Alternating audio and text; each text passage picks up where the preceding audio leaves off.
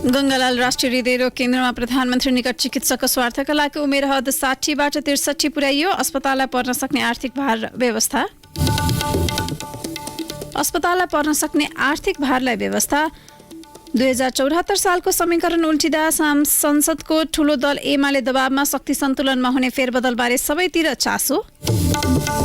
नेपालमा सीसीटीभीको प्रयोग व्यापक बन्दै अपराधका घटनामा अनुसन्धान गर्न सहज भए पनि व्यवस्थित गर्न नसकिएको नेपाल प्रहरीको भनाई। ताइवानको आकाशमा चीनले गरेको सैन्य प्रशिक्षण उकसाहट र गैर जिम्मेवार भएको अमेरिकाको आरोप। चीनको अभ्यास आजसम्म जारी रहने। र इङ्ग्लिस प्रिमियर लिग फुटबलमा चेल्सीको विजयी सुरुवात, फुलह्याम लिभरपुलको बराबरी। नमस्कार, कान्तिपुर डायरीका साथमा साथी केशु र म दिवा। अब समाचार विस्तारमा। स्वास्थ्य मन्त्री भवानी प्रसाद खापुङले एक चिकित्सकको स्वार्थका लागि शहीद गङ्गालाल राष्ट्रिय हृदय केन्द्रमा अवकाशको उमेर हद बढाउने निर्णय गर्नुभएको छ। मन्त्री खापुङको अध्यक्षतामा हिजो बसेको सञ्चालक समितिको बैठकले अस्पताललाई पर्न सक्ने आर्थिक भारलाई बेवास्ता गर्दै अवकाशको उमेर हद 63 वर्ष पुर्याउने निर्णय गरेको हो। अस्पताल प्रशासन, आर्थिक महाशाखा, नर्सिङ विभाग, वरिष्ठ कन्सल्ट्यान्ट, कार्डियोलोजिस्ट तथा विभागीय प्रमुखहरूले 2 साता अघि क्लिनिकल अभ्यासका लागि अवकाशको उमेर हद 60 वर्ष नै उपयुक्त हुने राय दिएका थिए। प्रतिष्ठान भएको खण्डमा मात्र विशेषज्ञ, दक्ष प्राध्यापक, जनशक्तिको हकमा उमेर हद 63 वा 65 गराउन सकिने, नत्र अस्पताललाई आर्थिक भार परि उपचार महँगो पर्ने उनीहरूको निष्कर्ष थियो। मुटुको रोग सम्बन्धी स्वायत्त शैक्षिक प्रतिष्ठानका रूपमा विकसित नभइकन उमेर हद मात्र बढाए अस्पतालमा कार्यरत युवा चिकित्सकको समयमा पद बढुवा नहुने र यसले मनोबल गिर्नुका साथै काममा निरुत्साहित हुने वरिष्ठ कन्सल्ट्यान्ट, कार्डियोलोजिस्ट तथा विभागीय प्रमुख डाक्टर सुजीव राज भण्डारीले बताउनुभयो। गङ्गालालका कर्मचारीको सेवा शर्त र सुविधा सम्बन्धी नियमावली 2058 छैटौं संशोधन सहितको नियम 10 को 1 मा कर्मचारीको उमेर 60 वर्ष पुगेपछि अनिवार्य अवकाश दिइने व्यवस्था छ। नियमावलीको त्यही व्यवस्था संशोधन गर्ने निर्णय हिजो भएको हो। अस्पतालका कार्डियोलोजिस्ट डाक्टर रवि मल्ल सोमबार 60 वर्ष पुग्दै हुनुहुन्छ। हालको व्यवस्था अनुसार उहाँ उमेर हदका कारण स्वतः अवकाशमा जानुपर्ने हुन्छ। तर मन्त्री खाबुङले मल्लकै लागि अवकाशको उमेर हद बढाउन विशेष जोडबल लगाएर निर्णय गराएको स्रोतको भनाइ छ। अस्पतालको सञ्चालक समिति अध्यक्ष स्वास्थ्य मन्त्री रहने व्यवस्था छ। अवकाशपछि अस्पतालका कार्यकारी निर्देशकले करारमा नियुक्त गर्न सक्ने प्रावधान छ। संविधान जारी भएपछि पहिलो प्रतिनिधि र प्रदेशसभा निर्वाचनमा बनेको चुनावी गठबन्धन दोस्रो निर्वाचनमा पूर्ण रूपमा उल्टिएको छ। 74 मा एमाले नेतृत्वमा कांग्रेस विरुद्ध वाम गठबन्धन बने पनि दोस्रो निर्वाचनमा कांग्रेस नेतृत्वमा एमाले विरुद्ध वाम लोकतान्त्रिक गठबन्धन बनेको छ। 5 दलले गठबन्धन गरेर जाने निर्णय गरेसँगै संसदको ठूलो दल एमाले दबावमा परेको छ। गत वैशाख 30 मा भएको स्थानीय तह निर्वाचनमा आंशिक बाहेक एमाले एक्लै प्रतिस्पर्धा गरेको थियो। अहिले एमालेका विकल्प साँघुरा भएका छन्। सरकार बाहिर रहेका राप्रपा र लोकसभासँग गठबन्धन गर्ने विकल्प बाँकी छ, तर एमाले नेताहरू एक्लै चुनाव लड्ने बताइरहेका छन्। चुनावी समीकरण उल्टिँदा 74 सालको तुलनामा शक्ति सन्तुलनमा के फेरबदल होला भन्ने राजनीतिक वृत्तमा प्रश्न र चासो छ। फरक राजनीतिक वैचारिक पृष्ठभूमिका दल बीच तालमेल, 5 दलीय गठबन्धन भित्र पनि कांग्रेस बाहेक 4 दलको उपगठबन्धन बनाउने प्रयास, दलहरूका आन्तरिक असन्तुष्टि, सीमित सिटमै खुम्चिनुपर्ने बाध्यता, गत वैशाखको स्थानीय निर्वाचनमा तालमेलमै देखिएको समस्या र संगठनात्मक रूपमा बलियो विपक्षीका कारण गठबन्धनलाई आगामी चुनाव अपेक्षा गरे जस्तो हुन नसक्ने विश्लेषकको ठम्याइ छ। दलका नेता भने अनुकूलता हुने दाबी गर्छन्। राजनीति शास्त्रका प्राध्यापक लोकराज बरालले भन्नुभयो, 2074 को एमाले माओवादी गठबन्धन र अहिलेको गठबन्धन फरक हो। अहिले 5 दलले गठबन्धन गर्ने भने पनि भोलि चुनाव लड्दा देशभरिमा कति ठाउँमा अन्तर्घात हुन्छ, कसले कसलाई हराउने जिताउने भन्ने हुन्छ। यस्तो स्थानीय तहको निर्वाचनमा पनि भयो। तर पनि एउटा पार्टी एकातिर र 5 पार्टी एकातिर हुँदा स्वाभाविक रूपमा शक्ति सन्तुलनमा फरक पर्ने भइहाल्यो। त्यसकारण अहिले एमालेलाई अलि अप्ठ्यारो पर्ला। तालमेल गरेर अगाडि बढ्ने निर्णय भएको उल्लेख छ। राजनीतिक विश्लेषक पुरञ्जन आचार्यको बुझाइमा 5 दल बीच तालमेल हुँदा एमालेको 2074 को शक्ति क्षयीकरण हुने, तर 5 दल बीचको तालमेल पनि त्यति सहज हुने छैन। अहिले नेपालको कम्युनिस्ट आन्दोलन विभाजित भएको र यही गठबन्धनकै कारण कांग्रेसमा पनि विभाजनको सम्भावना बढेको आचार्यको भनाइ छ। प्रतिनिधि सभाको सार्वजनिक लेखा समितिले 2077 असारमा वैज्ञानिक वन कार्यक्रमको स्थलगत अध्ययन गर्न जनता समाजवादी पार्टीका सांसद प्रदीप यादवको संयोजकत्वमा 3 सदस्यीय उपसमिति बनायो। समितिमा सांसदद्वय प्रेमबहादुर आले र मीना सुब्बा सदस्य हुनुहुन्थ्यो। यादव संयोजक भए पनि आले हाबी हुनुभयो र आफू अनुकूल प्रतिवेदन तयार पारी मूल समितिमा पेश गर्नुभयो। उहाँको सिफारिस अनुसार केही कर्मचारीलाई कार्यवाही प्रक्रिया सुरु भइसकेको छ। त्यसबेला प्रतिवेदनमा उठाइएका कतिपय विषयमा संयोजकका हैसियतले यादवले असहमति पनि जनाउनु भएको थियो। तर त्यही स्थलगत अध्ययनका क्रममा सांसदद्वय आले र यादवबीच दोस्ती गहिरियो। यादवले आलेको चातुर्य नजिकबाट बुझ्ने अवसर पनि पाउनुभयो। त्यही वर्षको पुसमा केपी शर्मा ओलीको सरकारमा आले वन मन्त्री बन्नुभयो। अहिले वन मन्त्री बनेका यादव आलेका नजिकका साथी त बन्नुभएकै छ, उहाँकै पदचाप पछ्याउँदै हिँड्नु भएको छ। वन मन्त्री छँदा आलेको प्रेस संयोजक रहेका विमल विष्टलाई यादवले त्यही जिम्मेवारीमा राख्नु भएको छ। मन्त्रालयका एक उच्च अधिकारी भन्छन्, 2 मन्त्री यादव आले बीचको फरक भनेको नम्रता र सरलता हो। आले उग्र रूपमा प्रस्तुत हुन्थे भने यादव केही नम्र छन्, गति र शैली भने उस्तै देखिन्छ। यादव मन्त्री भएर आएकै बेला एक सिङ्गे गैंडाको मुख्य वासस्थल चितवन निकुञ्जमा दिनहुँ जसो गैंडा मरिरहेको समाचार आएका थिए। त्यो विषयमा निकुञ्ज विभागले ब्रिफिङ नगरेकोमा सुरुमा यादवले मन्त्रालय र विभागीय अधिकारीहरूसँग असन्तुष्टि जनाउनुभयो। समाधान दिन नसक्ने कर्मचारीलाई सरुवा गर्न बाध्य हुने अप्रत्यक्ष धम्की नै दिनुभयो र मर्नुको कारण र समाधान सहितको प्रतिवेदन तयार गर्न छानबिन समिति बनाए। अहिले निकुञ्ज विभागका उपमहानिर्देशक वेद कुमार ढकाल नेतृत्वको टोलीले चितवनमा गैंडाबारे अध्ययन गरिरहेको छ। यस्तै आफ्नै निर्वाचन क्षेत्र र गृहनगर समेत रहेको पर्साको वीरगञ्जमा प्राकृतिक चिडियाखाना स्थापना गर्न अध्ययन टोली बनाउनु भएको छ। मन्त्रीको चाहना अनुसार विभागका उपमहानिर्देशक अजय कार्की नेतृत्वको टोलीले 4 दिनमै अध्ययन पूरा गरेर प्रतिवेदन बुझायो।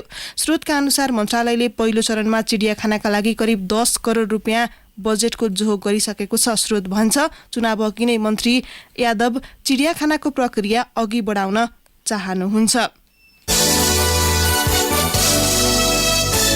कान्तिपुर डायरीमा अब कान्तिपुर सविस्तार। कान्तिपुर सविस्तार। अर्थमन्त्री जनार्दन शर्माले बजेट निर्माणका क्रममा बाहिरी व्यक्ति सामेल गराएको घटनापछि सबैभन्दा चर्चामा आएको एउटा विषय हो सीसीटीभी। विशेष प्रकारको क्यामेरा सहित जडान हुने सीसीटीभीको प्रयोग खास गरी सुरक्षाको प्रयोजनका लागि नेपालमा पनि हुँदै आएको छ। सीसीटीभीले रेकर्ड गर्ने फुटेजका आधारमा अपराधमा घटना रोक्ने तथा घटना भएपछि समेत अनुसन्धानमा प्रयोग गर्ने गरिएको छ। नेपाल प्रहरीले भनेको छ, यसको प्रयोगबाट घटनाका अनुसन्धान गर्न त सहज भएको छ, तर व्यवस्थित गर्न भने सकिएको छैन।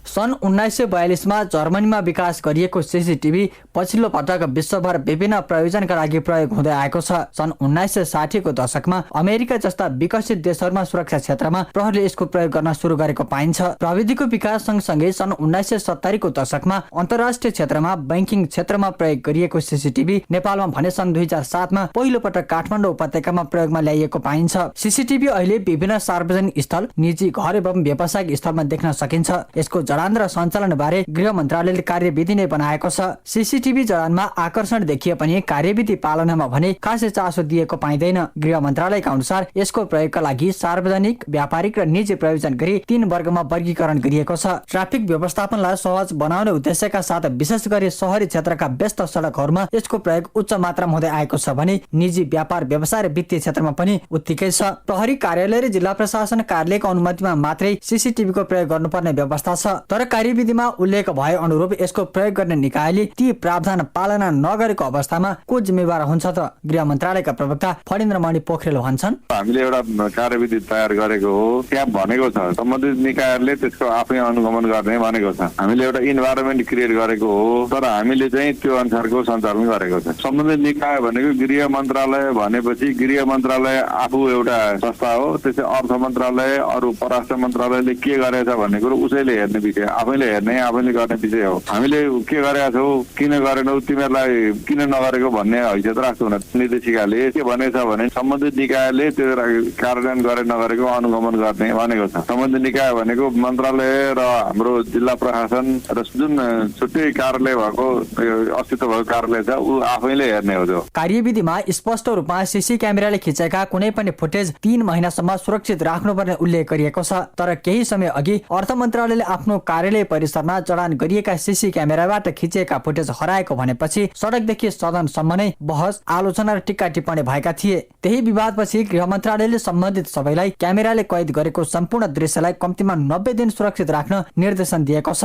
प्रवक्ता पोखरेलले भने, हामीले अस्ति भर्खरै पनि जस्तो अस्ति हल्ला भयो 90 दिनको फुटेज क्यापेसिटी नभएको भनेर कतिले राखे भनेर भनेछ नि, हामीले पछि पनि सीमा तत्त्व निकायलाई, सबै मन्त्रालय, सबै संवैधानिक आयोग निकायहरूलाई फेरि पनि राख्नु होला, त्यसलाई पूर्ण रूपमा पालना गर्नु होला भनेर अनुरोध गरेर पठाएको छ। विभिन्न प्रकारका अपराधको अनुसन्धानका लागि सीसी क्यामेरा जडानका कारण अनुसन्धानमा सहज भएको प्रहरीको भनाइ छ। विशेष गरी सीसी क्यामेरा चोरीका घटना, सवारी दुर्घटनाको अनुसन्धानमा सहयोगी भएको नेपाल प्रहरीका केन्द्रीय प्रवक्ता टेक प्रसाद राई बताउँछन्। उनका अनुसार प्रहरीको समन्वयमा विभिन्न शहरमा गरी 10,132 वटा सीसीटीभी जडान गरिएको छ। तर कतिपय सीसीटीभी बिग्रिएको अवस्थामा छन्। आवश्यक बजेटको अभावमा कतिपय स्थानमा बिग्रिएका क्यामेरा सञ्चालनमा ल्याउन नसकिएको उनले बताए। नेपाल राज्यभरि चाहिँ 10,132 वटा सीसी क्यामेराहरू जडान भएको छ र सबैभन्दा बढी चाहिँ हाम्रो यो भ्यालीमै चाहिँ हाम्रो 3,033 वटा क्यामेराहरू जडान गरिएको छ भने सबैभन्दा कम चाहिँ हाम्रो सुदूरपश्चिम प्रदेशमा 558 वटा क्यामेरा चाहिँ जडान भएको छ। 10,132 वटा क्यामेरा चाहिँ जडान गरिएको छ। त्यसमा 2,704 वटा क्यामेरा चाहिँ बिग्रेको अवस्था रहेछ। प्रहरीसँग त पर्याप्त बजेट हुँदैन, त्यो बनाउने बजेट पनि हुँदैन। तर हामीले अनुरोध गरेको हुन्छ, कतिपय अवस्थाहरूमा चाँडी बनेको पनि हुन्छ र कति अवस्थामा बिग्रेको अवस्था छ। डाटा चाहिँ टन्न देखिन्छ तर फङ्सन चाहिँ नभएको अवस्था पनि छ। 90 दिनसम्म अनिवार्य रूपमा सीसीटीभीको फुटेज राख्नुपर्ने प्रावधान छ। तर अहिले प्रहरीको मातहतमा रहेको अधिकांश सीसी क्यामेराले खिचेका दृश्य 1 महिना मात्रै रहने गरेका छन्, जसलाई कम्तीमा 6 महिनासम्म रहन सक्ने गरी व्यवस्था गर्नुपर्ने प्रवक्ता राई बताउँछन्। पछिल्लो समय विभिन्न सार्वजनिक स्थलमा राखिएका सीसीटीभी अपुग भएको उनी बताउँछन्। मेन्डेटरी त हाम्रो 3 महिनाको र कतिपय स्थलमा अब त्यहाँ हामीसँग 1 महिनासम्म 15 देखि 1 महिनासम्मको चाहिँ छ। त्यो गएपछि ओभरराइट हुन्छ, फेरि हामी त्यो डाटाहरू चाहिँ गर्न सक्दैनौँ। कम्तीमा पनि हामीलाई त प्रहरीलाई अपराध अनुसन्धानको लागि त कम्तीमा पनि 1 वर्ष भयो भने राम्रो, अब एटलिस्ट 6 महिनासम्मको डाटाहरू हामीले स्टोर गर्न सक्यौँ भने त्यस्तो बेलामा चाहिँ यसले हामीलाई सहयोग गर्छ भन्ने हो। ठाउँ चोकहरूमा भयो भने सजिलो हुन्छ र त्यसकारणले चाहिँ अहिले भइरहेको क्यामेरा पर्याप्त छैन। पछिल्लो समय सीसीटीभी जडान गर्नेहरूले लामो समयसम्मको दृश्य रेकर्ड गर्न सक्ने गरी जडान नगर्ने प्राविधिकहरू बताउँछन्। सामान्यतया 15 दिनको दृश्य रेकर्ड गर्नका लागि 6,000 रुपियाँ पर्ने हार्ड डिस्कको प्रयोग गरिएको हुन्छ। यसबारे सीसीटीभी जडान गर्दै आएका चितवनका प्राविधिक सुदीप दवाडी भन्छन्, सीसी क्यामेराहरूको ब्याकअप चाहिँ यस सेट अनुसारको हुन्छ। 4 वटा क्यामेरा, 8 वटा क्यामेरा हुन्छ हैन। मान्छेहरूले नर्मली 4 वटा क्यामेराको लागि 500 GB को हार्ड डिस्क हालेको हुन्छ। 500 GB को हार्ड डिस्कले चाहिँ नर्मली 7 दिनदेखि 10 दिन भित्रको रेकर्ड देखाउँछ। 8 वटा क्यामेरा राख्नेको ठाउँमा चाहिँ हामीले नर्मली 1 TB को हार्ड डिस्क हालेको हुन्छ। त्यो चाहिँ लगभग 15 दिनको रेकर्ड बस्छ। बजारमा हेर्ने हो भने अहिले 4 वटा सेटको क्यामेरा हामीले 20,000 देखिको 4 वटा सेटलाई 80,000 सम्मको क्यामेरा अहिले बजारमा बेचिरहेको छ। आफ्नै लागि पनि सेक्युरिटी धेरै सेक्युरिटी हुन्छ कि त्यसको लागि चाहिँ सीसी क्यामेरा चाहिँ लगाउनै पर्छ जस्तो लाग्छ। कार्यविधि अनुसार व्यक्तिको गोपनीयताको हक संरक्षण हुने र मानव अधिकारमा प्रतिकूल असर नपर्ने गरी सीसीटीभीको जडान र सञ्चालन गर्नुपर्नेछ। यसको प्रयोग व्यापक भए पनि तोकिएको कार्यविधि अनुसार यसको प्रयोग गर्नेको संख्या कति छ भनेर एकिन तथ्याङ्क छैन। त्यसैले सीसीटीभीको प्रयोगलाई प्रभावकारी बनाउन सम्बन्धित निकायले थप कदम चाल्नुपर्नेछ। त्यस्तै कार्यविधि विपरीत सीसीटीभी जडान वा सञ्चालन नभएको पाइएमा विद्युतीय कारोबार ऐन अन्तर्गत कारबाही हुने व्यवस्थालाई कडाइका साथ पालना गर्नुपर्ने देखिएको छ। रेडियो कान्तिपुरका लागि नवीन कोइराला। कान्तिपुर सविस्तार।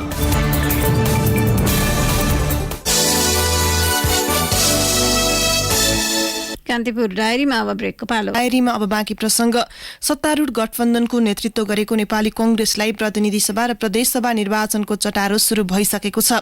तर पार्टीलाई चलायमान र सांगठनिक हैसियत बनाउन स्थापना भएका भ्रातृ संस्था र शुभेच्छुक संस्थालाई पूर्णता दिने कुनै सुरसार देखिएको छैन।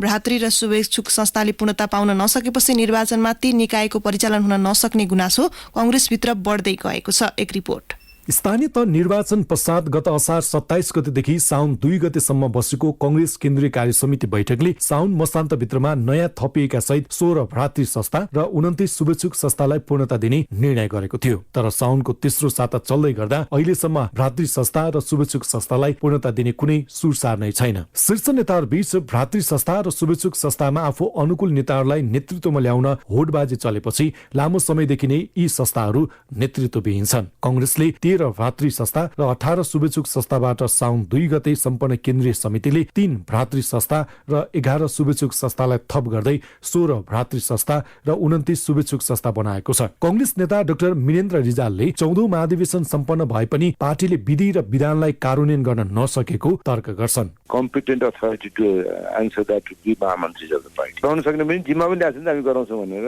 विधिबाट काङ्ग्रेस चलाउँछु भने मान्छे म त वेटिङ हेरेको थिएँ। मैले मिनेन्द्र भन्ने मान्छेले विधिले चलाउँदैन भने मलाई हराइदिए। विधिले चलाउने दुईटा मान्छेले महामन्त्री छैन, तागतै छैन के। गत 9 चैत्रमा नेपाल विद्यार्थी संघको अध्यक्षमा दुजाङ शेर्पा र नेपाल तरुण दलको अध्यक्षमा विधान गुरुङलाई मनोनयन गरेपछि 10 असोजमा नेपाल किसान संघको अध्यक्षमा गणेश तिमिल सिन्हा, नेपाल आदिवासी जनजाति संघको अध्यक्षमा ओम बहादुर थापा घरतीलाई नेतृत्व दिएका सभापति शेरबहादुर देउवाले केही दिन अघि मात्रै नेपाल मगर संघको अध्यक्षमा दिनेश थापालाई मनोनयन गरे। यसअघि मनोनित भएका भातृ संस्थाले पूर्णता पाउन सकेका छैनन्। लामो समय नेतृत्वविहीन भातृ संस्था र शुभेच्छुक संस्थाले पूर्णता नपाउँदै केन्द्रीय कार्य समिति बैठकले पार्टी विधान बमोजिम नेपाल लोकतान्त्रिक आदिवासी जनजाति महासंघ, नेपाल थारू संघ र नेपाल लोकतान्त्रिक खेलकुद संघलाई भातृ संस्थाको मान्यता प्रदान गर्यो। पार्टीको विधान अनुसार नेपाल लोकतान्त्रिक निर्माण व्यवसायी संघ, नेपाल लोकतान्त्रिक यातायात व्यवसायी संघ, नेपाल लोकतान्त्रिक उद्योग वाणिज्य संघ, नेपाल लोकतान्त्रिक पर्यटन व्यवसायी संघ, नेपाल लोकतान्त्रिक संस्थागत तथा निजी विद्यालय शिक्षक संघ, नेपाल लोकतान्त्रिक आयुर्वेद चिकित्सक संघ, नेपाल लोकतान्त्रिक साना होटल व्यवसायी संघ, नेपाल लोकतान्त्रिक भूतपूर्व प्रहरी संघ, नेपाल लोकतान्त्रिक भूतपूर्व कर्मचारी संघ, नेपाल स्वास्थ्य कर्मी संघ,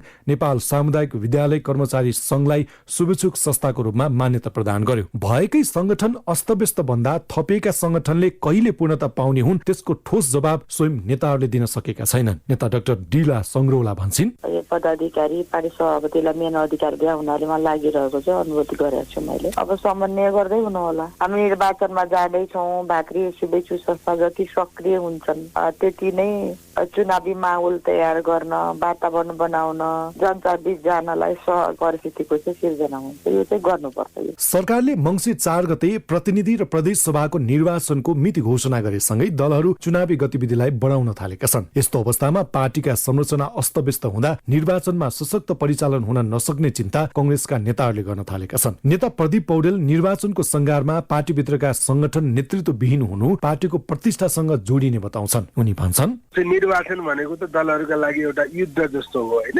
युद्धमा जाँदा चाहिँ हतियार एकदम धारिलो बनाएर जानुपर्छ। पार्टीको आन्तरिक तयारी व्यवस्थित हुन सक्यो भने निर्वाचनमा हामीले अपेक्षाकृत परिणाम प्राप्त गर्न सकिन्छ। पार्टीको आन्तरिक तयारीमा त्रुटिहरू रह्यो भने जुन खालको परिणाम प्राप्त गर्न सक्ने स्थिति बन्थ्यो त्यो नबन्ने अवस्था हुन्छ। भातृ संगठनका बारेमा केन्द्रीय समितिले निर्णय गरे बमोजिम ती समितिहरूलाई पूर्णता तत्काल दिन आवश्यक छ। गठबन्धनको बलमा स्थानीय तह निर्वाचनमा 329 स्थानमा प्रमुख र 301 स्थानमा उपप्रमुखमा जित हात पारेको कांग्रेसले संघ र प्रदेश चुनाव अघि पार्टीको आन्तरिक संगठनलाई मजबुत बनाउनु पर्ने दबाव छ। महाधिवेशन सम्पन्न भएको करिब 8 महिना पुग्नै लाग्यो भने कांग्रेसको केन्द्रीय कार्य समिति समेत अपुरो छ। नेता लक्ष्मी परियार पार्टी मेरुदण्डका रूपमा रहेका भ्रातृ संस्था र शुभेच्छुक संस्थालाई शीर्ष नेताहरूले आफू अनुकूल बनाउन खोज्नु गलत भएको टिप्पणी गर्छन्। भागभण्डाको हिसाबले फलानाको यति फलानाको यति भन्ने त नहोला। यताको त्यो भित्र पनि अलिकति अपनत्व कहाँनिर गएर जोडिने भन्ने खालको कुरा त गर्ला। र यो नहुनु पर्ने कामहरू त्यतिकै भइरहेको छ, नहुनु पर्ने कुराहरू भइरहेको छ। त्यसपछि हामीलाई अहिले भनेको कमसेकम भातृ संगठनको पूर्णता देऊ भन्ने चाहिँ हो।